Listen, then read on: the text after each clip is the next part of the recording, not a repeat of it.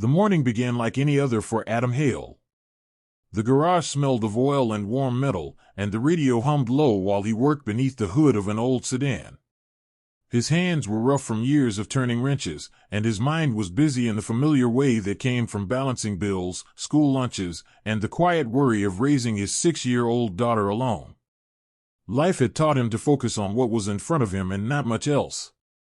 That focus broke when a black luxury car rolled into the gravel lot and stopped awkwardly near the entrance.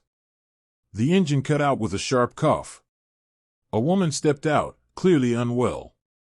She was pale, unsteady, and clutched her chest as if trying to hold herself together. Adam straightened and walked toward her. He asked if she was okay, already reaching for his phone. She tried to speak, but the words never came. Her knees buckled, and before he could catch her, she collapsed against him. He laid her gently on the ground, heart racing. She was not breathing. Training from a first aid course he had taken years ago rushed back. He checked for a pulse, found it faint, then gone. Panic flared, but he forced himself to act. He tilted her head, cleared her airway, and began rescue breaths. His lips met hers briefly, urgently, without thought or hesitation. He pressed air into her lungs and followed with chest compressions, counting aloud through clenched teeth. After what felt like an eternity, she gasped.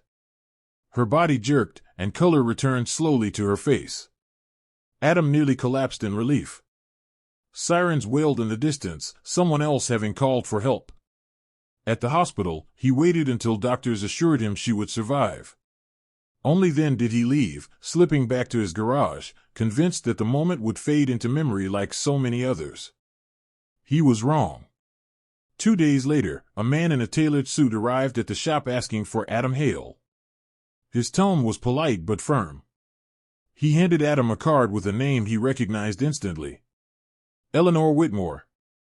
One of the wealthiest women in the country.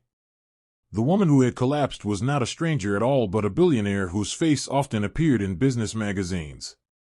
Adam laughed nervously, certain there had been some mistake. The man smiled and explained that Eleanor wished to see him. They met in a quiet hospital room.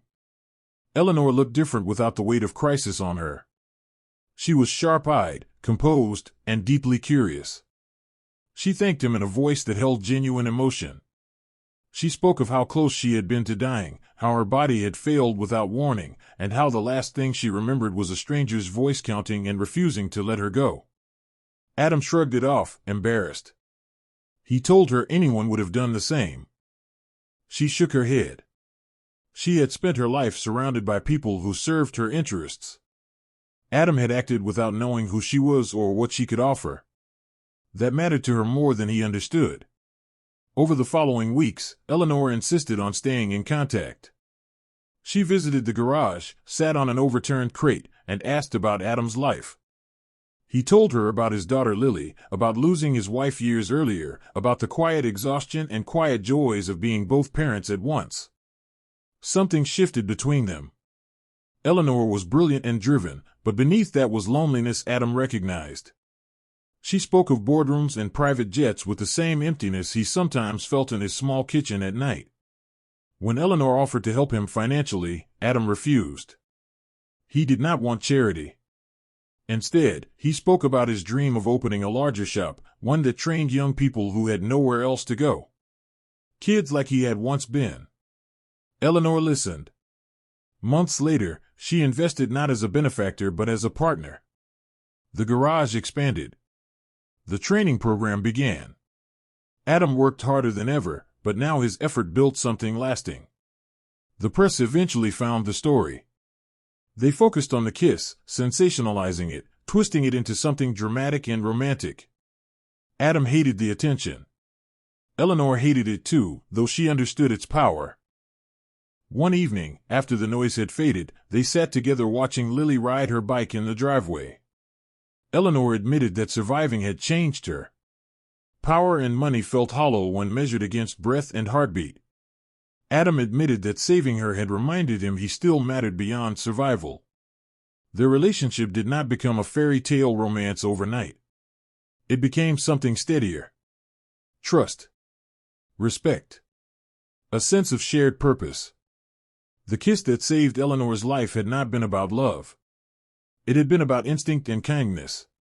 What followed was built slowly, honestly, on choices made after the crisis passed.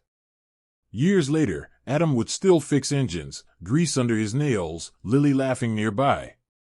Eleanor would still run companies, but she would also sit at the garage, coffee in hand, listening to stories that grounded her. Everything changed not because of who Eleanor was, but because Adam had acted when it mattered. And because both of them chose to let that moment become the beginning of something better rather than the end of something dramatic.